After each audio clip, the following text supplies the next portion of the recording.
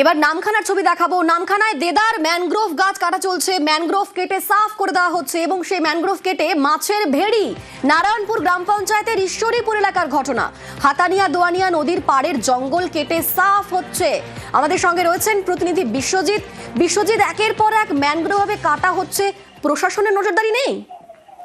একেবারে দেখো, প্রশাসনের নজরদারি তো নেই। তো তোমাকে বলে রাখি, এই যে ঈশ্বরীপুর এলাকা, নারায়ণপুর গ্রাম পঞ্চায়েতের ঈশ্বরীপুর এলাকা, এই এলাকা প্রতিটা প্রাকৃতিক বিপর্যয় এলে কিন্তু সব থেকে বেশি ক্ষতির মুখে পড়তে হয় এই এলাকাতে।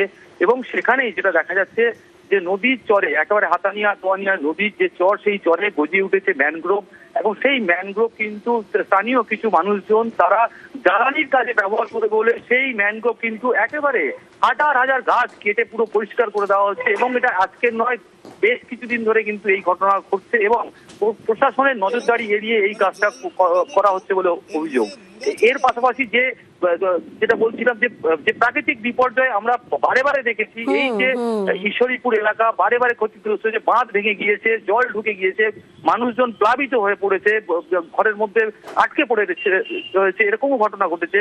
কিন্তু মানুষের মধ্যে যে সচেতনতা, সেইটা কিন্তু কোনো রকম ভাবে নেই। এবং তাদের বাড়িতে গ্যাস থাকলেও বন থেকে ম্যানগ্রোভ কেটে একেবারে জ্বালানি সংগ্রহ করছে এমনটাই অভিযোগ। ধন্যবাদ। গ্রামের লোক কেটে আনছে ওরা জ্বালান দেওয়ার জন্য। কোথা থেকে? ওই বাইপাস থেকে, জঙ্গল থেকে।